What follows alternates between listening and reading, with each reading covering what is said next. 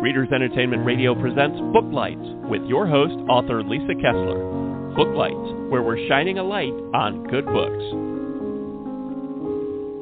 Hello, everyone. If you're in the States, happy President's Day. And if you're not in the States, happy Monday.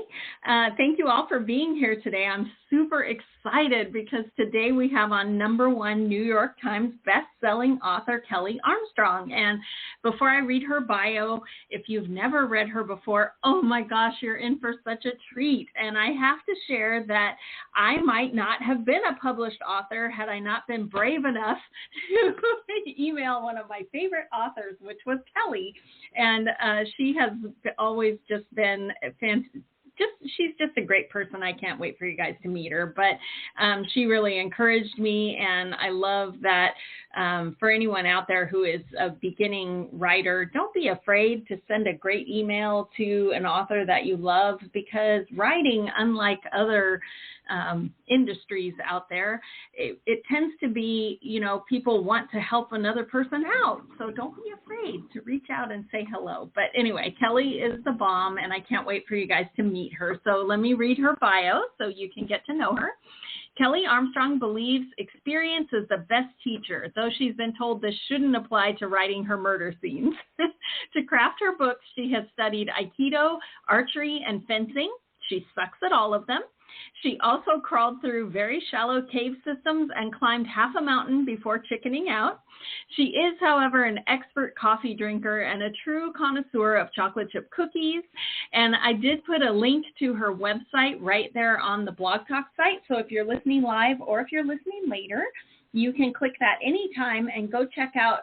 Her website is organized really well, so you can click on each series because there are a lot of books. So if you haven't read Kelley yet, you're going to have so much binge reading. But you can check them all out there on her website, and definitely sign up for her newsletter. And I don't want to delay any longer. Are you there, Kelley? I am. Hello. Hi. It's so fun to have you on the show today. And you're coming from Canada, right? I am. I'm a couple hours outside of Toronto, and here it is Family Day today. So we all get a day off to stay home with our family.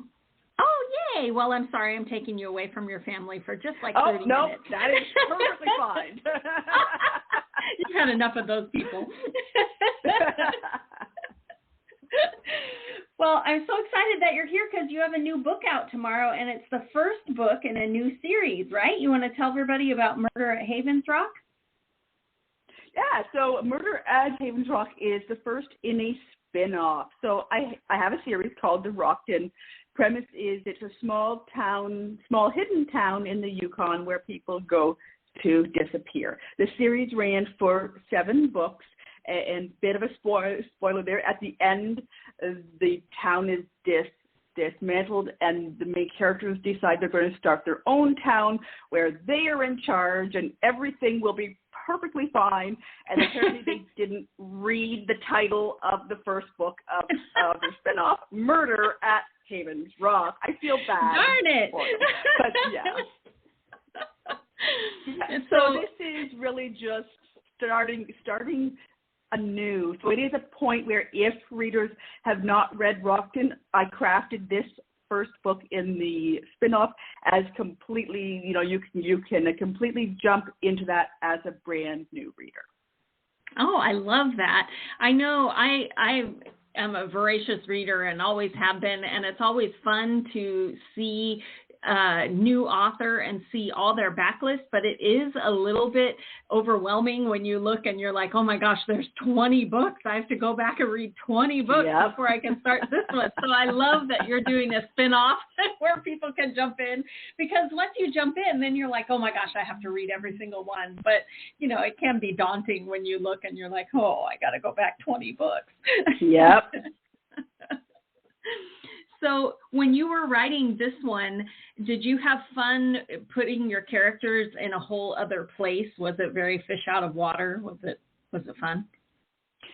I did, yeah, because by the time I hit about 7 books in a series, I really am getting to the point where I need to change things up. My longest series is The Other World, which went 13 novels.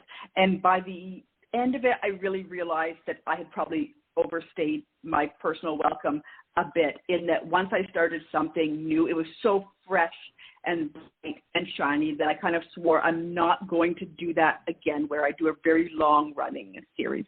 So 7 books was kind of like where I hit the point of going, okay, now is the time where if I want to continue this, it would be in a different form. I did kind of wrap it up. And then it was actually the publisher who said, would you be interested in a spinoff or are you done? And I said, I could do a spinoff because then I can do new setting, new challenges, some of the old favorite characters, but also bringing in fresh new characters and more challenges and conflicts and all that fun stuff.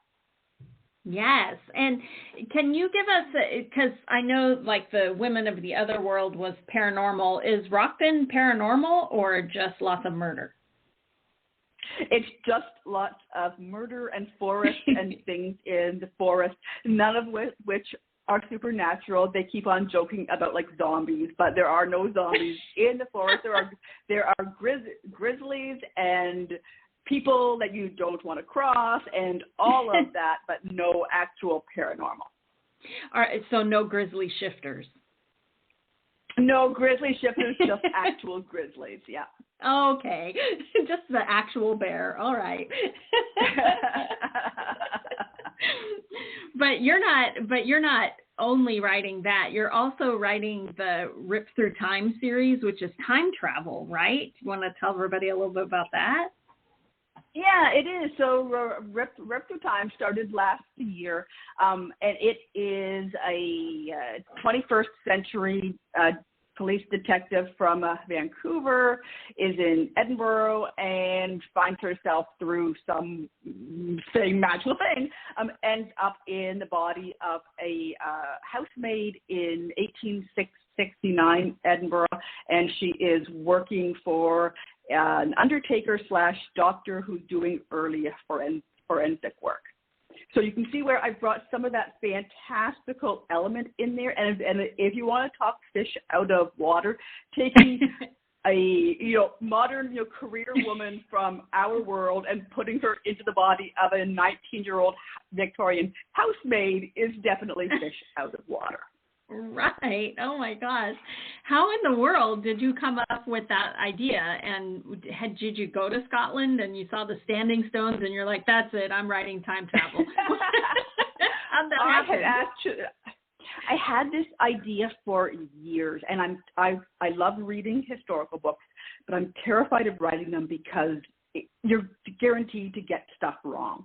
I like the research, but I'm always afraid of that person who says, actually, you got that wrong. And you just can't get everything right. So I had done actually some time travel, a couple of time travel romances, A Stitch in Time. And that kind of let me play with both time travel and historical. And then that got me ready for this. Now, as for why it's set in Scotland, because so much of the time travel and the Victorian is set in England, London. Right. I wanted to do something different. Scotland was more progressive when it came to women's rights, and certainly were ahead of the game on medical. So that all worked out very well. As for visiting, though, this little thing happened called a pandemic. What? The plague?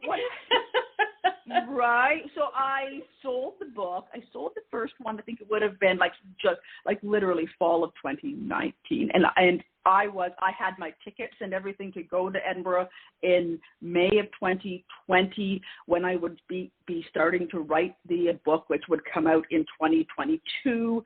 I had lots of time, right? So obviously that did not work. So then I thought, no problem. I will just go in 2021 and go back in and fix up whatever I got wrong. But of course, that didn't work. That didn't happen. So I actually was in Edinburgh the week that the book came out, which of course is too late to fix anything. But I had some wonderful readers. I kind of put a call out on my social media to any readers who are in Edinburgh. And I hire you to read an early copy of of a rip and let me know where I've gone wrong. So I got 4 people from the area to read it and help me avoid making mistakes, although I'm sure I still did from my own fault. Well, that brings up another cool point is I think you do a great job keeping your readers involved because you write a lot of books and a lot of different series, but you are on Facebook running contests. You have your newsletter that goes out. How do you keep track, I guess, of, keeping in touch with readers? How do you do all that? Juggle. Yeah. Well, the newsletters are all scheduled so that I, have something on my calendar saying before this release, make sure you do a new newsletter. And then I occasionally kind of fall off the wagon. You will see me on social media fairly active, and then all of a sudden I'm just dead silent. And that means I'm really wrapped up in writing. And then oh crap, I need to get on there and post some actual stuff. So I come back on, especially, release week, because it's really bad when I'm not, saying I've got a book out. So, yeah. Well, I think that you do a good job of juggling it. And you used to do a lot of newsletter stories and things. Do you still do that? Now that they're self-publishing, you probably just put them out, right? Yeah, I used to do a lot of e-serials. I actually did one. Again, we keep mentioning that P word, but the pandemic. When that came out, I was supposed to be writing this dark YA thriller, and the pandemic hit literally as I sold. I think I sold that in February 2020. So literally as that is hitting, I sell it, and I was really struggling to write this because it was dark. It was science-based. I'm like, I just can't do this. So I asked if I could get an extra year. So it did get postponed, and it comes out this year. But what I really needed was light and fun. So I started writing. I did a free e-serial book, Cursed Luck, came out that year, where I was literally just writing and posting chapters as I went. It's a duology about a woman who can read curses and curse things. Comes from a family of curse weavers. So they're far more heist than murder. They're far more light, fun, that sort of almost cozy-ish paranormal. And that was exactly what I needed at that time. And then, of course, once that urge passed, I started writing horror and that dark YA thriller because it seemed to just completely switch from I want light and fun to I want dark. Right. That was enough light and fluffy. Where's the killing? It was. Yep. Well, I noticed on your website, when I was gathering everything, that you're writing one book and you're editing another. And I thought, how do you do that at the same time? My brain doesn't work that way. Do you write in the morning and then you edit at night? How do you keep both of them separate? Yeah, it's actually usually I'm sort of editing in the mornings, and then I've got a group that I do writing sprints with, which again started because of the pandemic and people struggling to focus, right?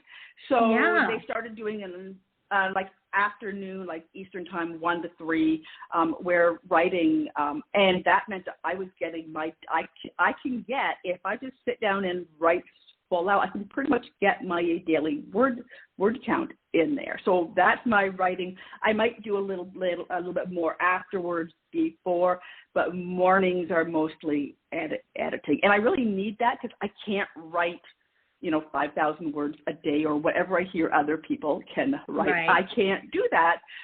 So the editing involves that different part of my brain that I can relax a bit more and more analyzing things rather than creating things. Okay, yeah.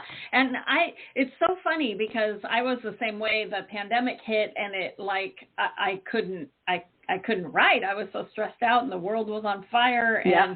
And somebody I knew on Twitter lured me to Zoom, and now it's like, wow, how did I write before writing sprints? What? They are you just nice, hop on the right? Zoom. Yeah, that peer pressure keeps you off the internet, because at the end you don't want to be the only one who says, well, I didn't get any words because I was on Twitter. Right. So. Right, you're giving your word count. You're seeing other people are there, so you know that they are all writing, and you've got this compressed amount of time. Right. And yeah, I can get my word count in, and it's wonderful because now I'm really on the track of this is my writing time. And if I'm in there writing every day at that time, which I like to write daily, I will keep on a schedule. I am not going to fall off my schedule and get behind on anything, which is wonderful. And yeah, that is definitely the blessing of the pandemic, was that I was forced to learn to use Zoom. And I also, started doing Zoom writing sprints, because it really, if you just focus and just write, you get so much more done than I ever did before. It's like, wow, I suddenly write faster. How did that happen?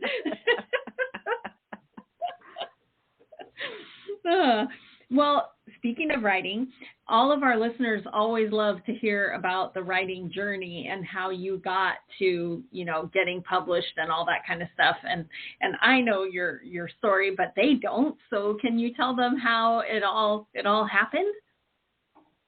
Yeah, so I have been writing since childhood. As a child, as a teen, I've always written. I did not expect it to become a career, because my parents were very practical, and I really do appreciate this, because if I'd said I wanted to become a novelist, they would have said, "That's nice, dear, and what are you going to do to make a living?" Which, as we know, is a good question. It really is. I went into coding. I had been coding on Commodore 60, 64. I really enjoy it. So I got myself a 9-to-5 corporate cubicle coding job that paid the bills, the benefits, all of that, so I could write on the side. And so I was doing that, I think it would have been 3 completed books that nobody wanted. I was really writing to trend. So whatever was the current trend, whatever people in writing groups and writing communities said was hot, if it was something that I thought I could also write, like a private eye, a female private eye, I was writing that. I finally gave up on that and just wrote the book that I wanted to write, which was about a female werewolf. And I thought, no one's ever going to buy this book. If I mentioned it in a writing group, I would hear that. That's lovely, Kelley, but if you have to write that stuff, could you at least write about vampires? People buy books on vampires. But I loved this story, wrote it, did a lot of it. It took years to write it, because obviously, I was working, had a kid, married, etc. Finally got it done, had an instructor look at it, and asked him whether he thought it was ready to go out on submission. He thought it was, and he even recommended, said, got me to recommend you to an agent. And I'm like, oh my God, yes. So he called her up, because I knew the name. She was an A-list Canadian editor for me, and I was like, that would be my agent, A-list Canadian agent, and I'm like, that would be my ideal person. Calls her up, says, will you take a look at my student's work? She says, what's it about? He says, werewolves. She says, no,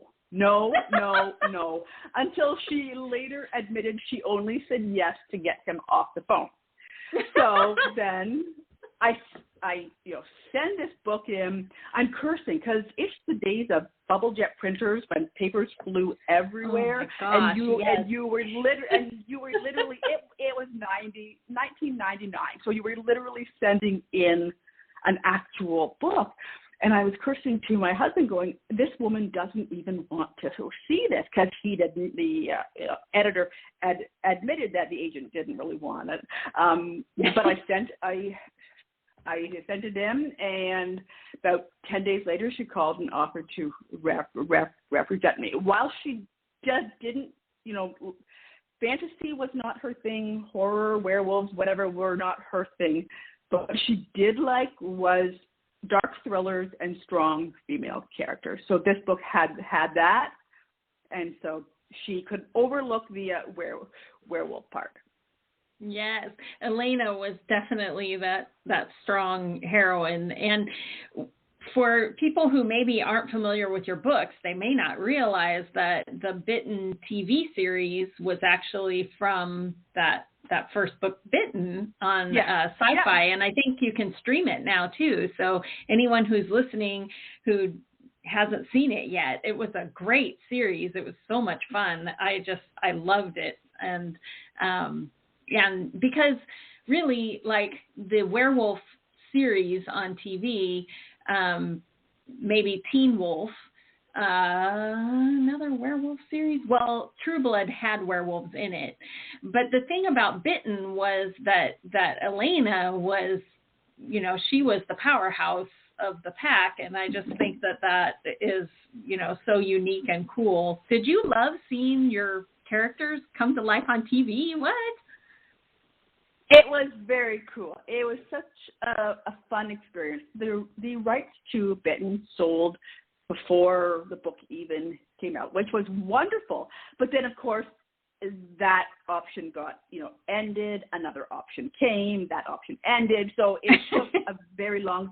By the time the series came out, I think the first one came out in 2012. It was the same year that the last book in the series was coming out.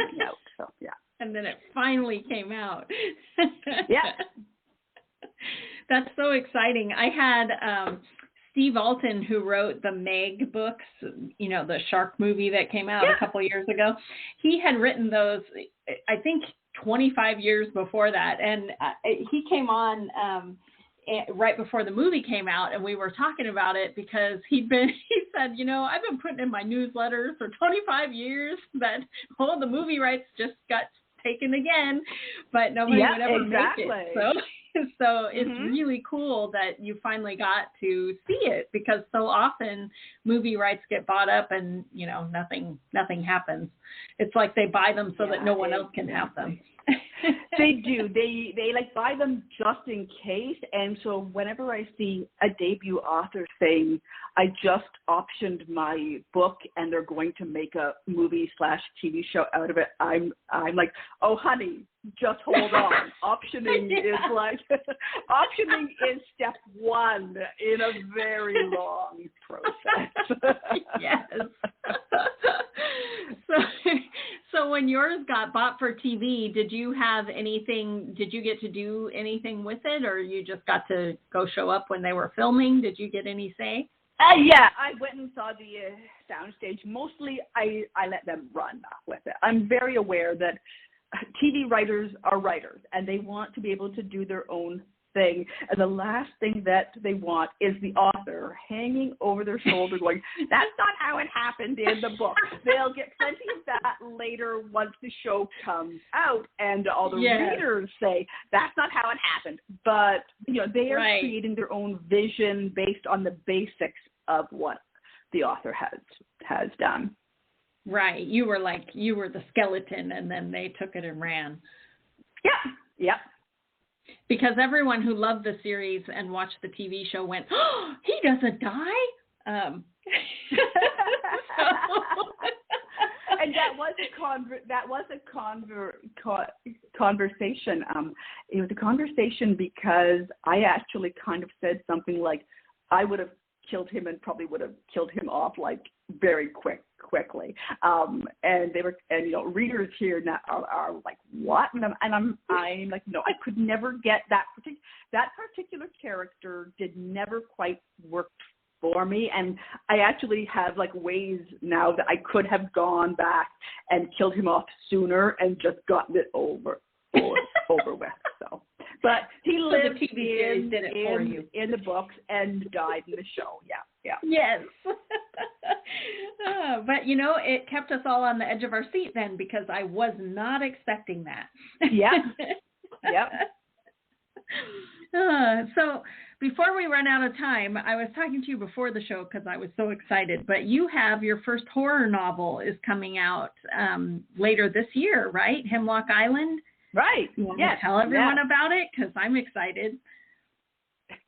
Like I like I was saying to you earlier, I've been writing horror since that was what I started writing. As a kid, the first story that I can remember writing was a ghost story. And after that, it was me exploring variations on horror. The first novella I wrote was a parody of Stephen King's Christine. I mean, everything that I wrote in those early days was horror, and Bitten certainly has elements of that, and it was shelved in horror in some places, but it's actually not. It's more fantasy thriller. So I've been waiting for the chance to write a full-length horror. I've been published in short fiction horror in anthologies for years now, but waiting for that first horror one, which finally it was the right time, and I pitched something and sold it. The basic premise is it's one of my favorite tropes, which is you're trapped on an island with something that wants to kill you. Oh, no. Yeah. I love that. And the name of it works really well, too, Hemlock Island. That sounds like an island you would not want to be trapped on.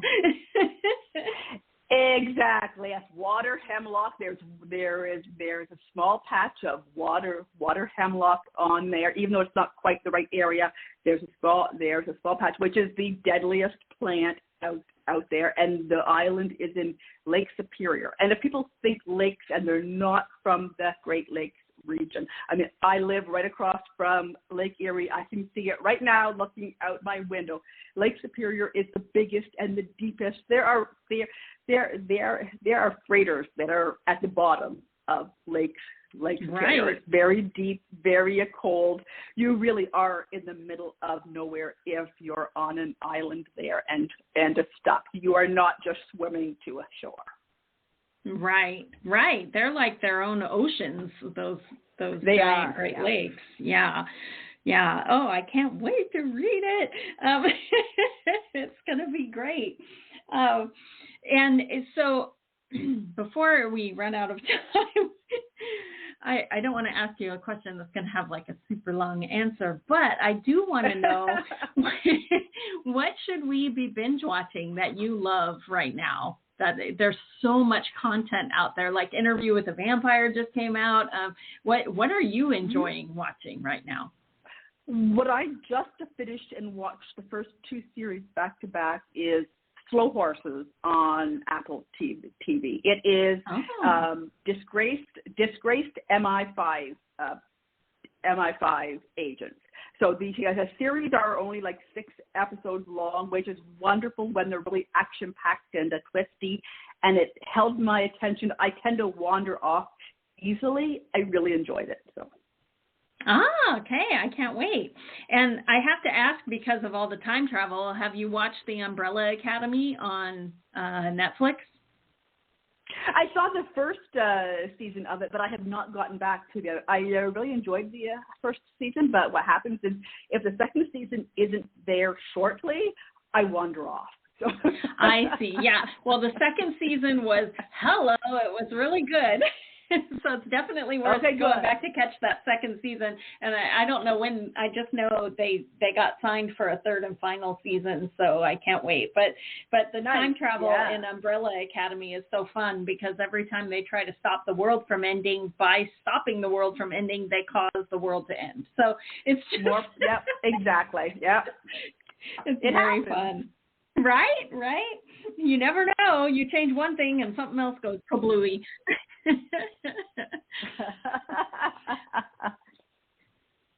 Well, how can readers get in touch with you after they read the books and they're all excited? Where should they go? Yeah, so my website is kellyarmstrong.com. I'm also on Facebook, Instagram, and still hanging around on Twitter while grumbling about hanging around on Twitter.